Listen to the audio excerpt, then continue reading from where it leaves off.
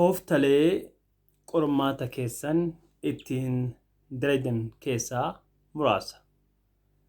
Daawwattoota chaanaalii Akoo English with Oromic akkam nagaa qabdu bakka jiraattan. Osoo isin inshuraansii fudhachuudhaaf yuunivarsiitii yookaan ammoo gara moonaa qorumsa itti fudhattanii hin seenne duratti wantoonni isin gaafa mooraa seentanii fi gaafa qormaata teettan gochuu qabdan muraasa waliin ilaalla.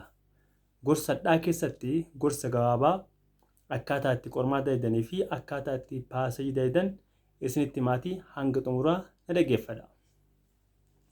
Tokkoffaan yeroo qormaata daladan tooftan isin fedhan tokkoffaan you have to read the instruction carefully. Ajaja qormaataa dubbisuun dirqama. Qormaanni gaafsi gaafatu yookaan faallaa hima kanaa deebisin jira yookaan immoo fakkaataa hima kanaa deebisin jira yookaan immoo waan biraas jechuu danda'a. Yeroo hundayyuu seera qormaataa mata duree isaa dubbisuun dirqama. Kun hojii jalqabaati. Okay? Hojiin duramaadha. Instructionii dubbisuu jechuudha. Inni lammaffaan immoo gaafa qormaata deebistu qormaata keessaa filannoo afurtu jira.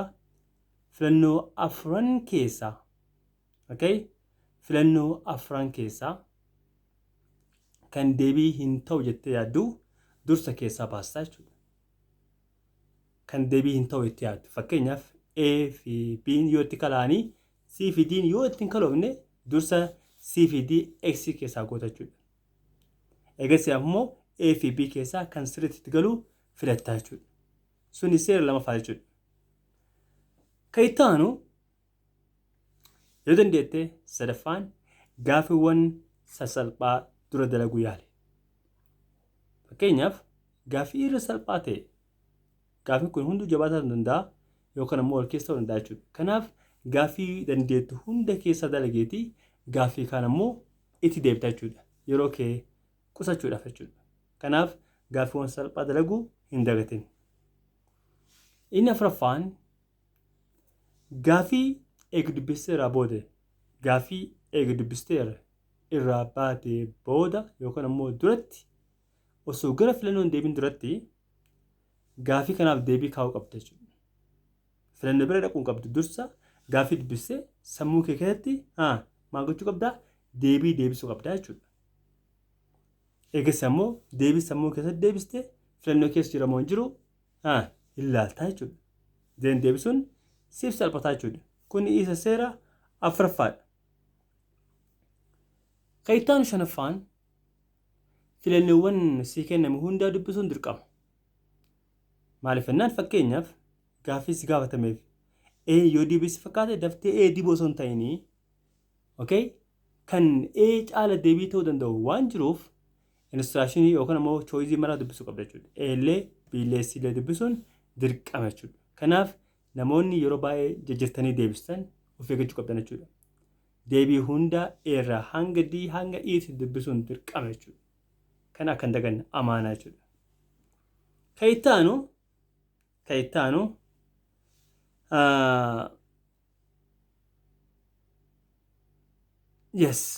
kan itti aanu tasa yeroo baay'ee inshuraansii irratti deebiin yookaan ammoo gaaffiin E'dhaa hanga D caalaa baay'ee haga E'n jiru tasa yeroo baay'ee E'n yookaan immoo D'n A fi B jechuu danda'a jechuudha. Gaafsanii fakkeenyaaf deebiin E'dhaa osoo ta'e deebiin E'dhaa gaaffii si gaafatameef yoo A ilaaltu deebiin sirrii yoo ta'e E'tti dhaabachuu osoo hin ta'in hanga D yookaan immoo hanga E deemuu qabda jechuudha. Takkitti maal deebii argadhettee ittiin guutin tasa D'n yookaan immoo E'n A fi B yookaan immoo A fi C'in deebii ta'uu danda'a. Waan sin jechuu danda'uuf kanaaf ariifattee hin guutin sin jechuu barbaada jechuudha. Kuni gorsa gabaabaa yeroo qormaata dalagu jechuudha.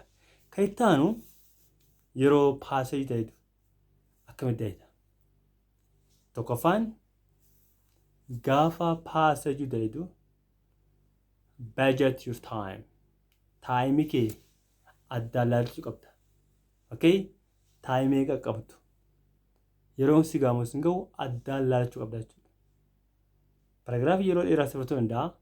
Paraagiraafiin yeroo dheeraa akka sirraa hin fudhanneef dursa yeroo kee beekuu qabda jechuudha. Yeroo kee addaan baafachuu qabda jechuudha. Yeroon kun paraagiraafii kanaaf nagaa moo hin gahu jettee dursa addaan baafachuu qabda jechuudha. Inni lamaffaan paasejii meeqatu jirattee dursa addaan baafachuu qabda jechuudha. Fakkeenyaaf gaaffiiwwan si kenname keessaa paraagiraafii lama yoo jiraate meebii yeroo gaabaa xumuruu dandeetta jechuudha. Yookaan immoo paraagiraafii sadii yoo taate sa'aatii kee kaa'attaa jechuudha. Kanaaf inni lamaffaan paraagiraafii kee baay'ina isaa addaan beekuu qabda jechuudha. Eshi inni sadaffaan paraagiraafii lama ta'ee tokko ta'ee sadi ta'ee yookaan lama yookaan sadii yeroo baay'een tiraansleet kan dhufe jechuudha. Paraagiraafii sadan kana keessaa kamtu irra gabaabaadha? Kamtu irra salphaadha jettee paraagiraafii san keessaa filachuu qabda jechuudha. Kana jechuun kan irra salphaadha jettee kaaniin itti deebitaa jechuudha.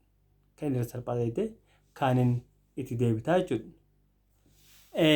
Inni afuraffaan yoo danda'ame sa'aatii si hafe yookaan immoo sa'aatii qabdu invijileetara yookaan immoo nama qormaatu hin gaafatta jechuudha. Paasejii kan dalaguudhaaf sa'aatii meeqa qabaa? Yookaan immoo qormaata xumuruudhaaf sa'aatii meeqa na hafettee sa'aatii kee amma nama qormaatu gaafachuu qabda jechuudha. Inni shanaffaan gaayis wanti yeroo baay'ee barataan dongoro maal beektaa? Paasejii dubbisu gaayis. Paasejii dubbisee maal goota? Gaafa ati paasejii dubbisee irraa baate yookaan immoo xumurtu wanta jalaan geettu kan gubbaa dagatte. Aayidiyaan si harkaa badee jira. Kanaaf paraagiraafii dubbisaan ooliin seera paraagiraafii irratti yoo dandeette paraagiraafiin sun toopik seentensii yookaan immoo keeyyata meeqa qaba addaan baafadhu. Keeyyata kana addaan baafatte booda tokkoon keeyyata isaa irratti yookaan immoo tokkoon toopik seentensii irratti saara jalqabaa jiru dubbisi. Iskiim godhi. Iskiim jechuun paraagiraafii keessaa paraagiraafii duraa paraagiraafii fakkeenyaaf paraagiraafii tokko isa yoo ta'e yookaan immoo paraagiraafii tokko paasejiin tokko paraagiraafii 5 yoo qabaate 5 hundarraayyuu maal saara jalqabaa toopik seentensii saniin irraa dubbisi. Egaa sammuu yaadessa sammuutti qabadhu jechuudha. Egaa toopik seentensii saniin dubbisee irraa baate booda achi boodaniyyuu sii galaa jechuudha. Salphaadha jechuudha. Kanaaf gaaffii dubbisaa yookaan immoo paraagiraafii yookaan immoo paasejii dubbisaan oolin jechuudha. Yeroo kee balleessaa harta waan ta'eef jechuudha. Dandeettu kallattimaan gara gaaffii deemu. Gaaffii tokkoffaan maalidhaa? Duba deebii paraagiraafii keessa barbaada yookaan immoo paasejii keessa barbaada. Malee yeroo kee irratti fixaa hin oolinii. Suni dhaamsa kiyyaa jechuudha. Kan itti aanu gaafa ammas paasejii ta'edhu gaaffiiwwan paasejii rabbaan keessaa gaaffii salphaa soqadhuutii dalagi. Gaaffii ulfaataa yookaan immoo toopiks paraagiraafii yookaan immoo paasejii kanaaf paraagiraafii kan ta'u kam jedhee faas gaafachuu danda'a. Gaafsa yeroo dheeraa sifartuu qabdu hunda dubbisuu qabdu waan ta'eef jechuudha. Gaaffiiwwan akkasii gaafa deebistu yookaan immoo gaafa ta'edhu dhumarratti aansuu qabda jechuudha. Gaafan akkasii dhumarratti aansuu qabda jechuudha. Kanarraa adda baafachuu qabda jechuudha. Alright. Ammas gaafa